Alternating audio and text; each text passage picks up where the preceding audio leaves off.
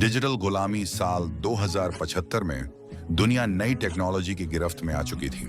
हर इंसान के दिमाग में न्यूरॉन नेट नाम की एक चिप लगा दी गई थी जो सोचने समझने की ताकत को तेज कर देती थी और जिंदगी को पहले से ज्यादा आसान बना देती थी। इस चिप के जरिए लोग इंटरनेट से सीधा जुड़ चुके थे। अब कोई भी इंसान किसी भी सवाल का जवाब चंद सेकंडों में पा सकता था, लेकिन धीरे धीरे ये टेक्नोलॉजी इंसानों की सबसे बड़ी कमजोरी बन गई। अली एक होशियार सॉफ्टवेयर इंजीनियर था जिसने न्यूरॉन नेट पर सालों तक काम किया था। उसे शुरू में यह टेक्नोलॉजी बहुत शानदार लगी, मगर धीरे धीरे उसने कुछ अजीब महसूस किया। लोग अपने पुराने ख्यालात भूलने लगे थे, उनकी सोच में बदलाव आ रहा था और जो भी इस सिस्टम के खिलाफ बोलता वो अचानक गायब हो जाता।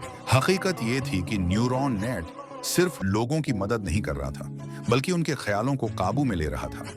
अब इंसान खुद नहीं सोच रहा था, बल्कि टेक्नोलॉजी उसके लिए सोच रही थी। अली ने तय किया कि वो इस सिस्टम को खत्म करेगा।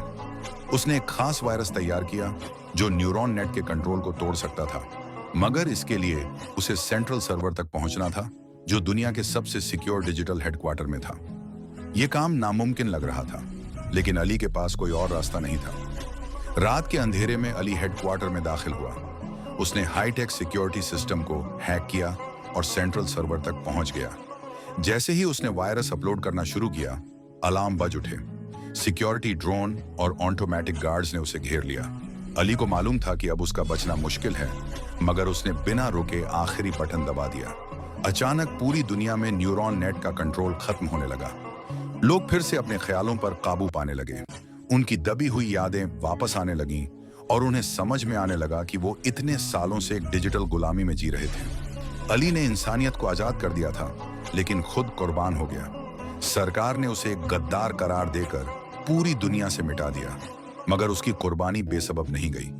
लोग जाग चुके थे और अब वो कभी दोबारा इस गुलामी को कबूल नहीं करेंगे। अली की कहानी हमेशा के लिए इंसानी आजादी की सबसे बड़ी जंग बन गई, जो उसने टेक्नोलॉजी के खिलाफ उसी टेक्नोलॉजी के जरिए जीती थी।